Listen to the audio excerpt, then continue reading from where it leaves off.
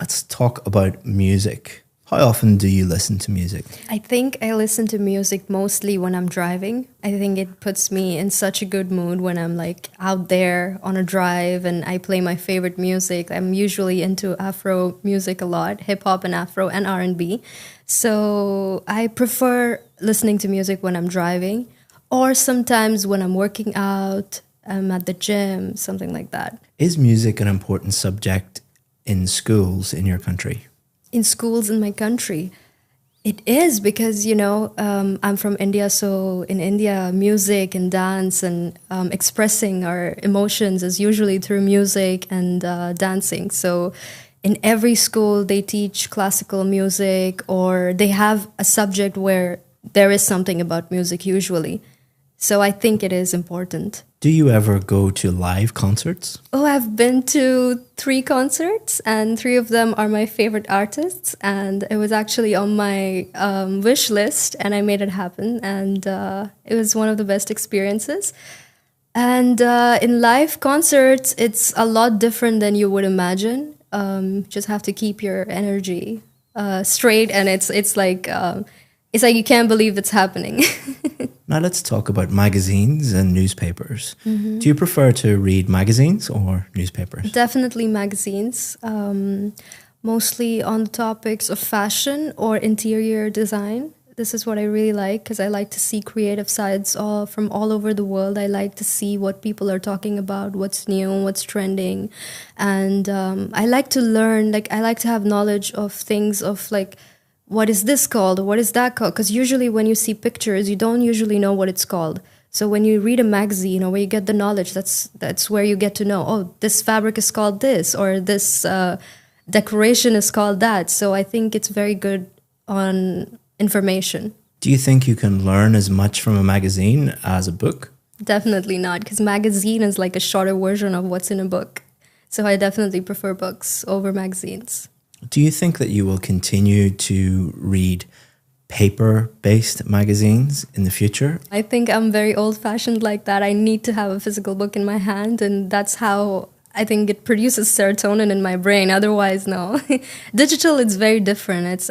I like physically reading a magazine or a book. Now let's talk about outdoor activities. Do you like being outdoors? I love being outdoors. I usually spend my time planning an activity or just being out with my friends. Even if I'm not doing anything, I must stay outdoors. I'm not a very home-based person. I can't stay home much. I have to keep moving all the time. Which outdoor sports do you enjoy doing? I like going out with my friends and playing football or some kind of activity like swimming, going to the beach. This is something I really, really enjoy. Which outdoor activities are most popular in your country? Definitely, it's like the game of India. Everybody loves cricket. When you go out of your house, you're always going to see some kids playing or also badminton, actually. People enjoy that a lot as well. I'd like to describe my favorite actor and actress. So my favorite actor will be Benedict Cumberbatch, and my favorite actress is Angelina Jolie. And I like their movies so much. They usually star in action films or mystery films, and that's very similar to where I am. In my personal life, I love mysterious stuff. I'm always into detective theories or mystery books and stuff like that. So I always watch movies as such, and their acting is on point. It's always number one. And I like Angelina Jolie also for her humanitarian work that she does throughout her life. She's been very present with charity work and making sure that a lot of kids are fed in countries which are unfortunate. And I really like that about her. And I also like how fierce she is. And when she presents herself, it's very divine feminine. So I really, really like that. And I feel like she has that sort of energy where a woman can feel powerful about herself just by looking at her and kind of understanding where she comes from. She doesn't really come from a very mentally stable place. But now, at this point in her life, she's a very strong woman, and she's done it all herself. And Benedict Cumberbatch, I actually watched his TV show, which was called Sherlock, and I am a crazy Sherlock fan. I love mystery, like I said, and detective stories and everything. And him playing that really showed me what kind of an incredible actor he is, because I felt like I'm watching Sherlock Holmes from the books and not an actor on screen. And he's also done a movie that I really love. It's called Doctor Strange. That's my favorite superhero from the Avengers. And he has just done an amazing job in that movie.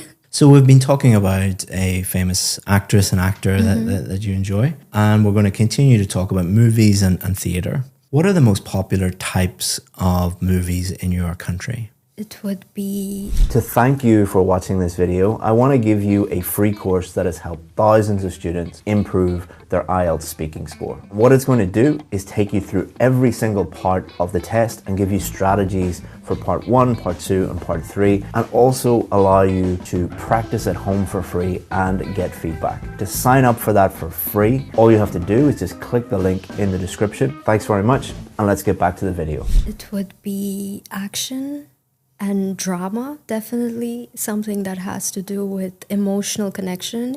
It's usually fictional, that I would say, and also comedy.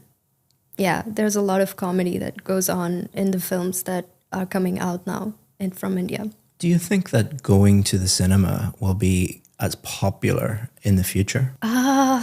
I think 50-50, yeah. I'm not sure about that, but it looks like people enjoy watching movies at home, and it's not as much exciting as it used to be back then. And I think probably, yes, it would be more digitally available at home, and probably, yeah. Now let's talk about the theatre. How strong a tradition is it today in your country to go to the theatre? Mostly, I think, in out of city areas, actually. It's mostly now as an activity that families go to with their kids, just to show a play to their kids and to introduce them to this form of culture and activity. I think it's more of that now. Theater is not as much popularized back in India as much as cinema and film and movies are. So I think that is kind of on the back seat. It's not so much as it used to be. Do you think that theatre should be run as a business or as a public service?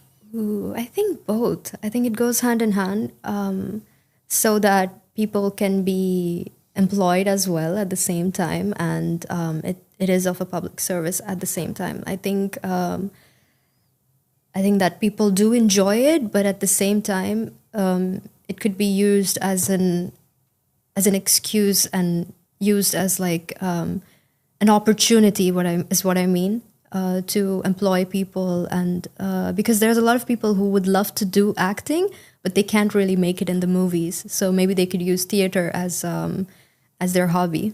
So I think, yeah, both can go hand in hand. In some countries, governments pay theatres to put on shows for the public. Do you think this is a good use of public money?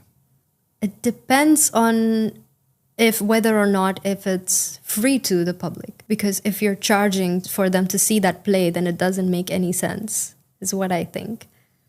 And I think that it shouldn't be this way in the first place. I think it should be available freely to the people. Yeah. Let me give you some feedback on your performance. So you're hoping to get a band 9. And I'll go through the 4 marking criteria. Okay. So pronunciation, fluency and coherence, grammar and vocabulary. So let's start off with your pronunciation. To thank you for making it this far in the video, I want to give you 10% off our VIP course. The IELTS VIP course is the most successful IELTS course in the world. That is a fact because we have more band 7, 8 and 9 success stories than any other IELTS course in the entire world. We do that by simplifying the whole IELTS process, supporting you with some of the best IELTS teachers in the world, and being with you every step of the way until you get the score that you need. All you have to do is just look down in the description, just click that, and you can sign up. If you have any questions about the VIP course, always feel free to get in touch with us. We answer 100% of the questions that we get. Hope that you become a VIP. If not, enjoy the rest of this free video. Pronunciation is one of your strong points. Oh, okay. The examiner will be thinking, can I understand what this person is saying? How clear are they? And then some higher level pronunciation features like intonation, for example. I can understand 100% of what you're saying. You do have a hint of an accent, but it is extremely clear listening to you. For anyone watching who has an Indian accent, they shouldn't feel bad about it or anything like that. Yes. You know, you shouldn't try and remove your accent. I think it's about speaking as clearly as possible, but you certainly do. You also use intonation extremely well. So we use intonation to convey meaning. For example, when you came in here today and I said, please sit down, very flat intonation going down. Do I sound happy or rude or serious? Rude. Yeah, Serious. a bit rude, a bit serious. But if I said, please sit down, my intonation is going up. It sounds completely different, but the words are exactly the same. So you use intonation like that a lot to show that you're excited about something, that you're happy about it, that you're serious about something in a very, very high level way, which is very difficult to learn. And you do it very naturally. You also use connected speech. So for example, if you were talking about movies, someone learning English might say, do you want to go to the cinema? But someone at a high level like yourself, do you want to go? Want to go sounds like one word, want to go, because you're connecting all the speech up. You do that a lot and very naturally. You also use sentence stress, where you emphasize certain words.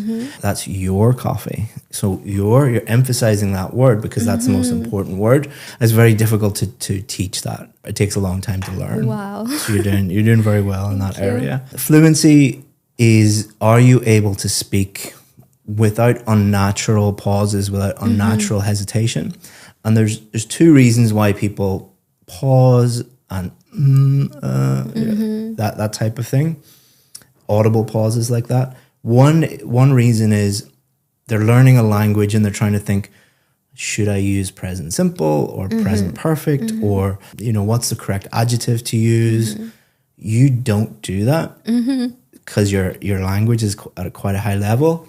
You do sometimes pause and think and hesitate a little bit for the second reason, which is trying to think of ideas. So you can tell, especially in the part 3, you were formulating ideas and you were, let me think about that, and pausing a little bit, but that's natural. And a good examiner knows the difference between those two things. So they're not going to give you a low mark for pausing or hesitating a little bit for thinking of the idea. Now, coherence is different. It's, did you answer the question, and did you develop your answers a little bit more? You need to be a little bit careful. For example, the first question I asked you, how often do you listen to music?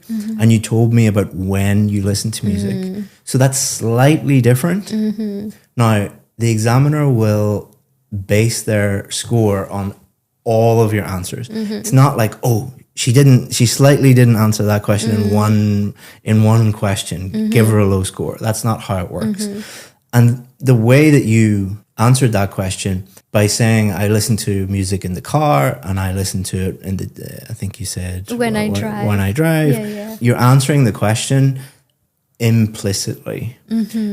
By implication, I know how often you listen to it. You should try to answer each question explicitly. How often do you? Every day. I don't think that this is an issue for you today, but imagine you go and do the test. Imagine you have a Canadian visa application. And it's like, if I don't get this, I can't go and meet, my family or I can't do whatever I want to do. There's a lot of pressure on you. So often when people are under pressure and under stress, they mess up. Just make sure that you answer every question exactly how they want it. The same with the cue card for part 2. It said, describe your favorite actor or actress. And you did both. So technically,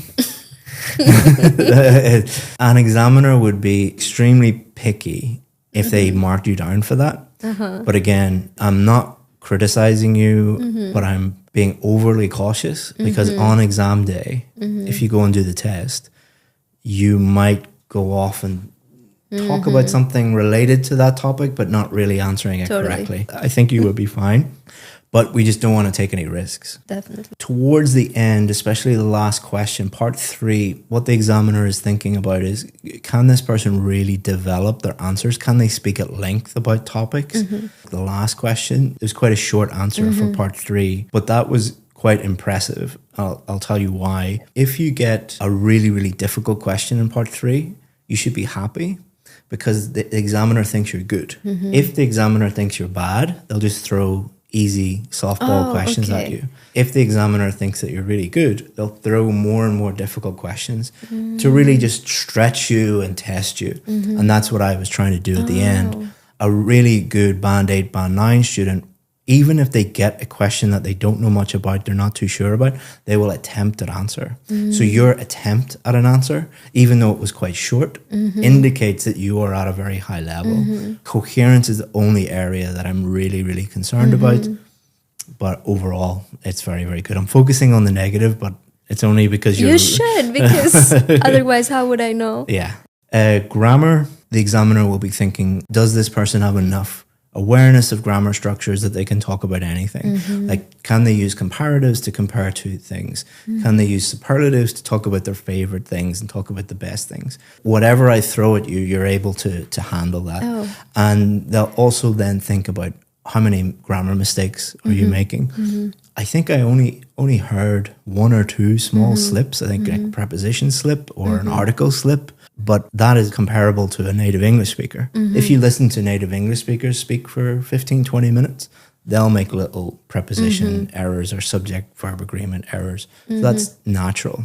So don't need to worry about that. And your vocabulary is also excellent. For example, this. You use very topic-specific words and idiomatic language, which is great. Only very high-level students actually do that. So your final band score would be the highest one, which is a band 9. No way. Thank you so much. Yeah. That's amazing. But, if on test day, you didn't answer the questions in part 1, you didn't really answer the question in part 2, and you didn't develop your answers enough in part 3, that would drop you down a little bit. Not hugely, but just be careful with that. All right. Less than 1% of people get a band 9. Oh, wow. Yeah. So there you go. Well done. Thank you.